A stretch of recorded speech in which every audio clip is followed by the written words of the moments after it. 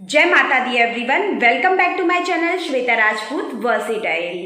तो भक्तों, आज मैं आपको मंगला गौरी की व्रत कथा सुनाने जा रही हूँ, तो कृपया करके ये कथा ध्यानपूर्वक सुनिएगा। तो बिना विलंब किए कथा स्टार्ट करते हैं। मंगला गौरी व्रत हर साल सावन मास के मंगलवार के दिन रखा जाता है। ऐसे में सावन में आने वाले सभी मंगलवार का विशेष महत्व होता है। इस व्रत को सुहागिन महिलाएं और कुंवारी कन्या दोनों ही रखती हैं। ये व्रत माता पार्वती को समर्पित है। मंगला गौरी व्रत को बहुत ही शुभ फलदायी बताया गया है। मंगला गौरी व्रत महिलाएं अखंड सौभाग्य की प्राप्ति के लिए रखती हैं। साथ ही घर परिवार में सुख, शांति और समृद्धि बनी रहे, इसके लिए भी ये व्रत रखा जाता है। ऐसा कहा जाता है कि इस व्रत को रखने से पति पत्नी के बीच के रिश्ते मधुर होते हैं। इसके अलावा संतान सुख की प्राप्ति के लिए भी ये व्रत किया जाता है। यदि किसी कन्या के विवाह में बाधाएं आ रही हैं या मांगलिक दोष है तो वो भी इस व्रत को रख सकते हैं। भक्तों, अब आइए श्रवण करते हैं मंगला गौरी की व्रत कथा। एक गांव में एक बुढ़िया माई रहती थी। बुढ़िया माई का एक बेटा था जिसका नाम भोला था। उसकी एक सुंदर पत्नी थी, रूपा। भोला अपनी माँ का बहुत ख्याल रखता था। बहू भी बहुत सीधी थी, लेकिन बुढ़िया माई दिन रात बहू से झगड़ा करती रहती थी। एक दिन बुढ़िया माई ने घर आकर बताया, बहू सुन, मैं शिव जी के मंदिर से आ रही हूँ। वहाँ सब बातें कर रहे थे कि यदि सावन के सोमवार का व्रत कर अगले दिन मंगल को मंगला गौरी व्रत किया जाए तो भोले बाबा और माँ पार्वती की कृपा से तुझे बेटा हो सकता है। तब रूपा ने कहा, लेकिन माँ जी, मैं तो केवल सोमवार का व्रत करती हूँ। ठीक है, अब आप कह रही हैं तो इस बार मैं दोनों व्रत करूँगी। बुढ़िया माई केवल उसे परेशान और भूखा रखने के लिए ये सब कह रही थी। उसने आगे कहा, अरे ऐसे व्रत नहीं करना है। दोनों दिन कुएं से 7 घड़े पानी शिवलिंग पर चढ़ाना है। रूपा ये सुनकर परेशान हो गई। उसने कहा, माँ जी, मैंने तो ये सब करते किसी को नहीं देखा। ये सुनकर बुढ़िया माई को क्रोध आ गया। उसने कहा, मैं क्या झूठ बोल रही हूँ? ये केवल संतान प्राप्ति का उपाय है जो तुझे करना ही पड़ेगा। ये सुनकर रूपा चुप हो जाती है। कुछ दिन बाद सावन शुरू हो जाता है। रूपा ने पहले सोमवार को सुबह पूजा पाठ कर व्रत शुरू किया और 7 घड़े पानी कुएं से भरकर शिवजी पर चढ़ा दिया। कुआं मंदिर से काफ़ी दूर था, इसलिए उसे काफ़ी समय लग गया ये सब करने में। शाम को जब रूपा वापस आई तो देखा भोला बहुत गुस्से में घर के बाहर बैठा है। रूपा के पूछने पर उसने गुस्से में कहा, कहाँ चली गई थी? इतनी देर लगती है जल चढ़ाने में? घर में मेरी माँ भूखी बैठी है और तू घूम घूम कर पूरा गांव देख रही है। ये कहकर भोला ने उसे मारा। रूपा मार खाकर बिना कुछ खाए सो गई। अगले दिन उसकी सास ने कहा, बहू, आज फिर से तुझे जल चढ़ाना है। ये सुनकर रूपा ने कहा, माँ जी, कल से मैंने कुछ खाया नहीं है और इनकी मार से मेरा पूरा शरीर दुख रहा है। आज मैं कलश कैसे उठा पाऊंगी? ये सुनकर बुढ़िया ने कहा, कुछ भी कर, लेकिन ये तो तुझे करना ही पड़ेगा। रूपा पूजा करने चली जाती है। मंदिर में पूजा करने के बाद वो कुएं पर आई। बड़ी मुश्किल से उसने पहला कलश भरा और चल दी, लेकिन कुछ दूर चलने पर वो गिर पड़ी और उसका मटका भी टूट गया। रूपा एक पेड़ के नीचे बैठकर रोने लगी। तभी वहाँ एक साध्वी आई। उसने कहा, बेटी, क्यों रो रही हो? रूपा ने रोते हुए सारी बात बता दी। उसकी बात सुनकर साध्वी ने कहा, बेटी, तू एक काम कर, 1 लोटा जल का ले और उसमें से 7 बार थोड़ा थोड़ा शिवलिंग पर चढ़ा देना और घर जाकर अपनी सास से कहना, मैंने जल चढ़ा दिया। रूपा ने कहा, लेकिन ये तो झूठ होगा और मेरा मटका भी टूट गया। तब साध्वी ने कहा, ये ले लोटा, इसमें जल भर के चढ़ा दे और इसे घर ले जाना, लेकिन छिपा कर रख देना। रूपा ने ऐसा ही किया और दोपहर को वो घर पहुंच गई। बुढ़िया माई के पूछने पर उसने वही बता दिया जो साध्वी जी ने बताया था। शाम को माँ मंगला गौरी की पूजा कर उपवास पूरा किया। इस तरह 2 मंगला गौरी व्रत पूरे हो गए। लेकिन जब तीसरे व्रत की बारी आई तो बुढ़िया माई चुपचाप रूपा के पीछे गई और उसने सब देख लिया। बुढ़िया माई ने घर आकर अपने बेटे को सब बता दिया। भोला ने फिर रूपा को मारने के लिए जैसे ही हाथ उठाया, माँ पार्वती प्रकट हो गई। उन्होंने कहा, रुक जा भोला। ये सुनकर भोला रुक गया। बुढ़िया माई माँ पार्वती के पैरों में गिर गई। भोला भी माफ़ी मांगने लगा। माँ पार्वती ने कहा, माफ़ी मांगनी है तो इससे मांग जो तेरे और तेरी माँ के जुल्म सहकर भी पत्नी धर्म निभा रही है। भोला ने रूपा से माफ़ी मांगी। बुढ़िया माई ने कहा, बेटी मुझे माफ़ कर दे, तुझे परेशान करने के चक्कर में मैंने ये सब कहा था। रूपा ने माता पार्वती से कहा, माँ इस संसार से मेरा मन भर गया है, आप मुझे अपने साथ ले चलिए। देवी पार्वती जी ने कहा, ठीक है, आज से तू मेरी कृपा से जंगल में एक आश्रम बनाकर भक्ति करेगी, लेकिन इन दोनों को सजा मिलेगी। रूपा ने कहा, माँ इन्हें माफ़ कर दीजिए। ये सुनकर माँ पार्वती ने कहा, आज तुम्हारी बहू के कारण तुम्हें जीवन दान मिला है। जाओ इस लोटे को रख लो, तुम्हारे परिवार में कभी अन्न धन की कमी नहीं होगी। लेकिन मैं अपनी बेटी को साथ ले जा रही हूँ। माँ की कृपा से रूपा ने एक आश्रम बनाया जिसमें बहुत सी स्त्रियां जो घर से दुखी थी आकर भगवान की भक्ति करने लगी। जय भोलेनाथ, जय माता पार्वती। भक्तों, आइए अब हम सुनते हैं माता सती और देवी पार्वती के जन्म की संपूर्ण कथा, जिसे सुनने मात्र से सभी दुखों का अंत होता है और माता पार्वती का आशीर्वाद प्राप्त होता है। दक्ष प्रजापति की सभी पुत्रियां गुणवती थीं, फिर भी दक्ष के मन में संतोष नहीं था। वे चाहते थे उनके घर में एक ऐसी पुत्री का जन्म हो जो सर्वशक्ति संपन्न हो एवं सर्व विजयनी हो। अतः दक्ष एक ऐसी ही पुत्री के लिए तप करने लगे। तप करते करते अधिक दिन बीत गए तो भगवती आद्या ने प्रकट होकर कहा, मैं तुम्हारे तप से प्रसन्न हूँ, तुम किस कारण तप कर रहे हो? दक्ष ने तप करने का कारण बताया तो माँ बोली, मैं स्वयं पुत्री रूप में तुम्हारे यहाँ जन्म धारण करूँगी। मेरा नाम होगा सती। मैं सती के रूप में जन्म लेकर अपनी लीलाओं का विस्तार करूँगी। फलतः भगवती आद्या ने सती रूप में दक्ष के यहाँ जन्म लिया। सती दक्ष की सभी पुत्रियों में सबसे अलौकिक थी।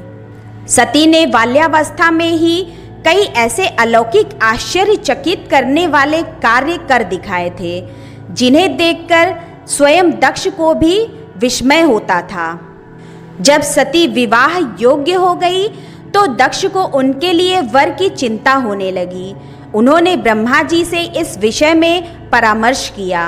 ब्रह्मा जी ने कहा, सती आद्या की अवतार हैं।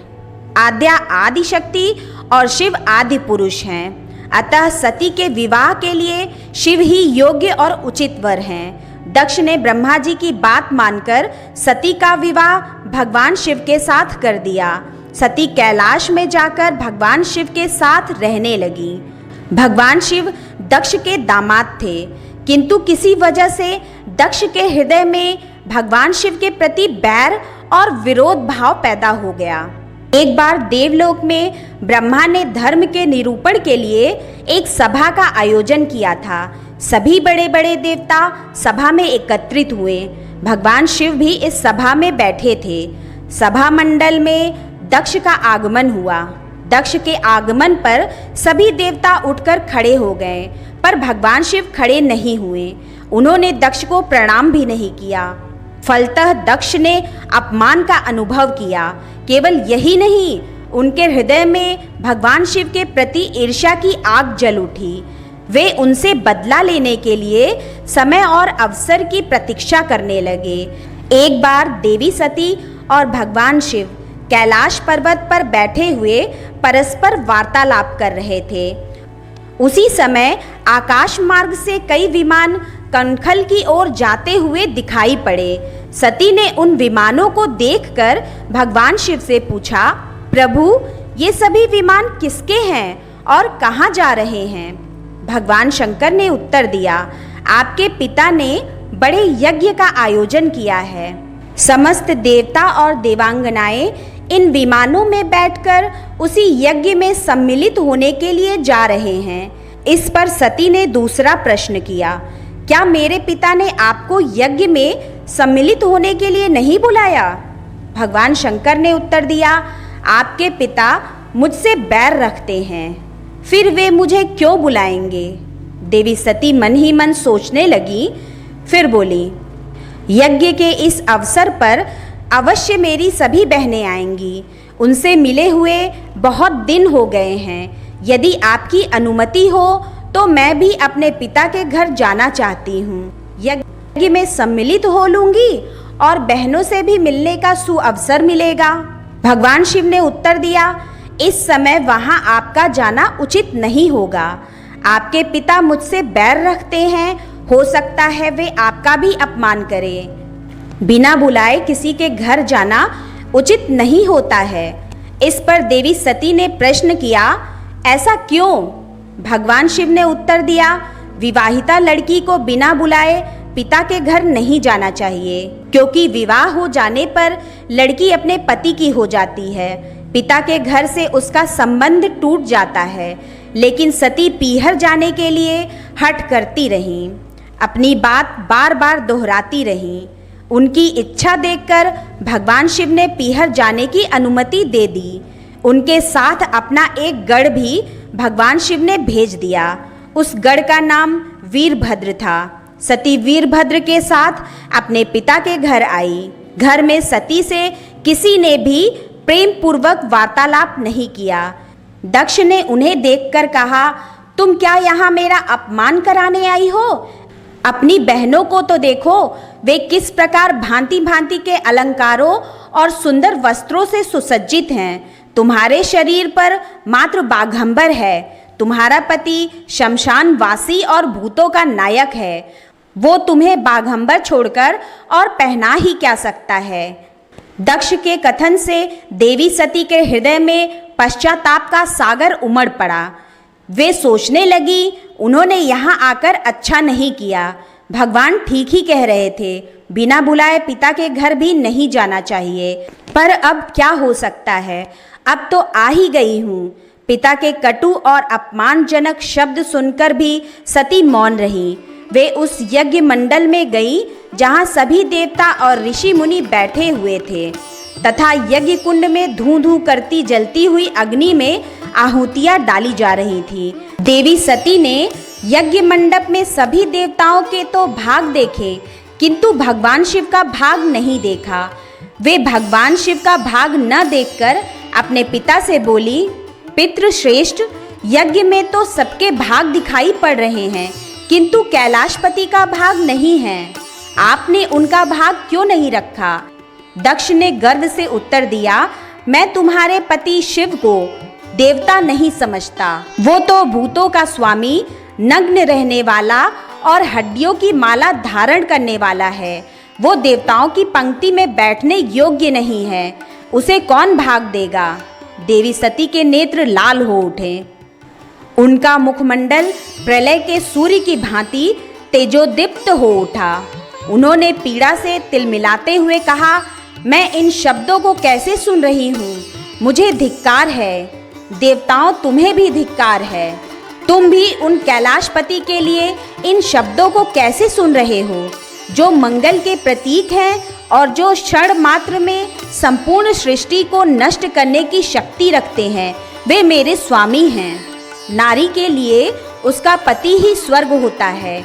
जो नारी अपने पति के लिए अपमानजनक शब्दों को सुनती है, उसे नरक में जाना पड़ता है। पृथ्वी सुनो, आकाश सुनो और देवताओं तुम भी सुनो। मेरे पिता ने मेरे स्वामी का अपमान किया है। मैं अब एक क्षण भी जीवित रहना नहीं चाहती। सती अपने कथन को समाप्त करती हुई यज्ञ के कुंड में कूद पड़ी। जलती हुई आहुतियों के साथ उनका शरीर भी जलने लगा। यज्ञ मंडप में खलबली पैदा हो गई, हाहाकार मच गया। देवता उठकर खड़े हो गए। वीरभद्र क्रोध से कांप उठे। वे उछल उछलकर यज्ञ का विध्वंस करने लगे। यज्ञ मंडप में भगदड़ मच गई। देवता और ऋषि मुनि भाग खड़े हुए। वीरभद्र ने देखते ही देखते दक्ष का मस्तक काटकर फेंक दिया।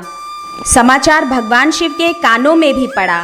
वे प्रचंड आंधी की भांति कनखल जा पहुँचे। सती के जले हुए शरीर को देखकर भगवान शिव अपने आप को भूल गए।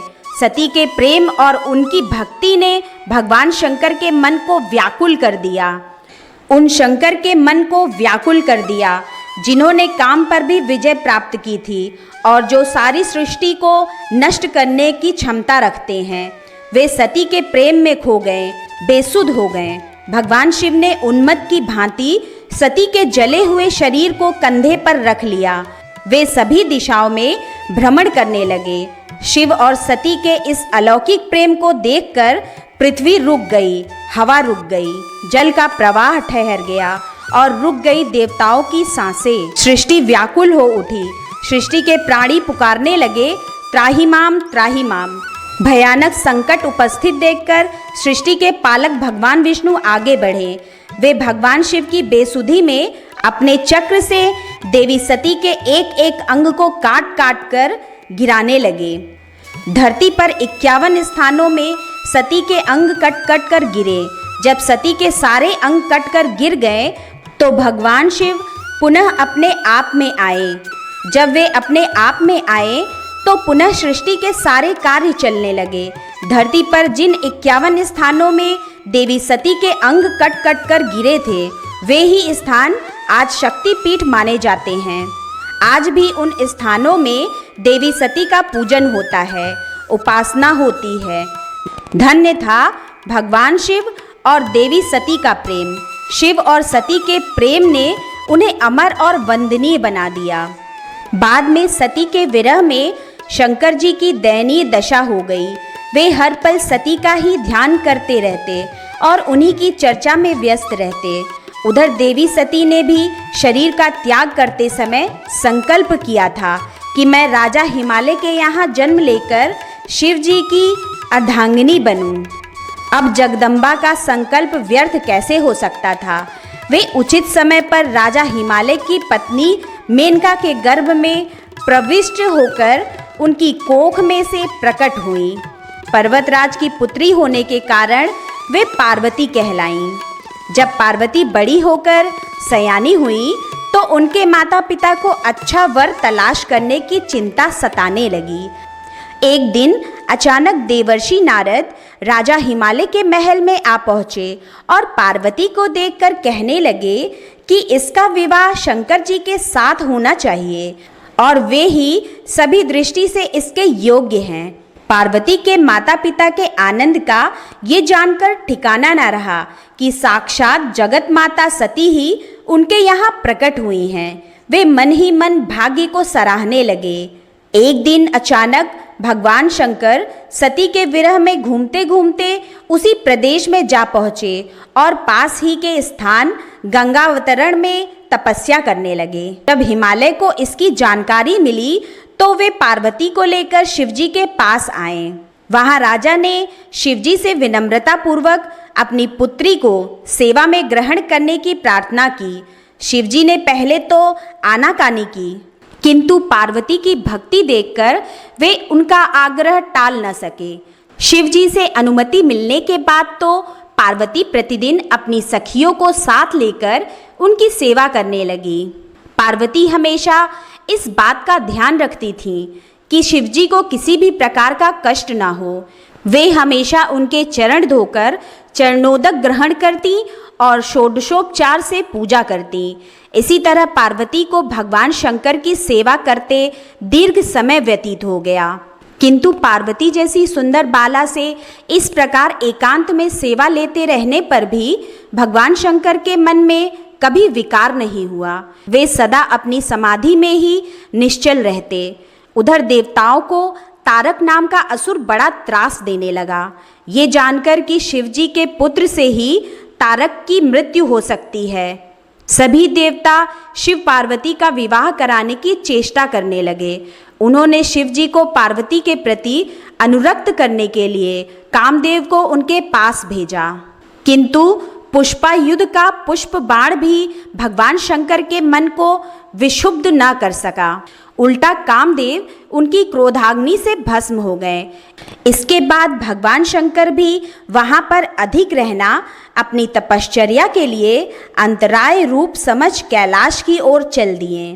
पार्वती को भगवान शंकर की सेवा से वंचित होने का बड़ा दुख हुआ, किंतु उन्होंने निराश न होकर अब की बार तप द्वारा भगवान शंकर को संतुष्ट करने की मन में ठानी। उनकी माता ने उन्हें सुकुमार एवं तप के अयोग्य समझकर बहुत मना किया, इसीलिए उनका उमा नाम प्रसिद्ध हुआ। किंतु पार्वती पर इसका असर न हुआ।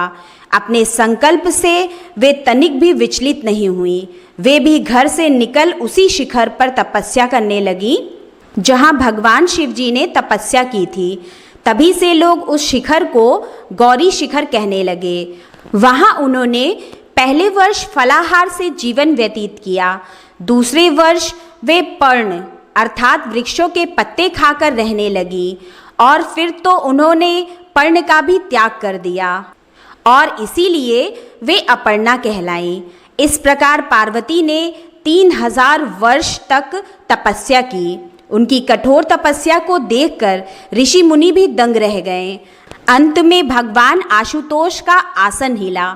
उन्होंने देवी पार्वती की परीक्षा के लिए पहले सप्त ऋषियों को भेजा और पीछे स्वयं वटुवेश धारण कर पार्वती की परीक्षा के निमित्त प्रस्थान किया। तो बोलिए भक्तों, ओम उमा महेश्वराय नमः, हर हर महादेव। भक्तों, आपको ये कथा कैसी लगी? कथा अच्छी लगी हो तो मेरे चैनल को सब्सक्राइब कर ले और बेल आइकन प्रेस करना बिल्कुल ना भूलें, जिससे मेरे आगे आने वाले लेटेस्ट वीडियो की नोटिफिकेशन आपको तत्काल मिल सके। मेरे वीडियो को लाइक एंड कमेंट्स भी ज़रूर करें। मेरे इस वीडियो को अपने फेसबुक, व्हाट्सएप, इंस्टाग्राम पर शेयर करना बिल्कुल ना भूलें। तो मैं अपना वीडियो यहीं समाप्त करती हूँ। मिलते हैं नेक्स्ट वीडियो में। तब तक आप लोग मेरे कमेंट बॉक्स में ज़रूर लिखिएगा हर हर महादेव, नमः पार्वती पतिये, हर हर महादेव।